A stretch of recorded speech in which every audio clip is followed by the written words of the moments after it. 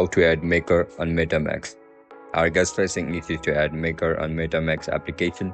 If that's so, then this video might help you out. Without further ado, let's get started. First of all, open MetaMask on your mobile device. Once you open the app, now log in into your account with your registered email and password. After you get logged in, tap on the plus icon. Click on search bar and search for Maker. In order to add MKR, just check this box and tap on next. You can see the option for import, tap on it. As soon as you hit the import button, Maker will be added on MetaMask application. And that's it guys, that's how you're gonna add Maker on MetaMask application. If you guys found this video helpful, don't forget to like, share and subscribe to our channel. And if you guys have any issues regarding MetaMask, make sure to comment down below so that I can help you out. I'll catch you up in the next one. Bye bye.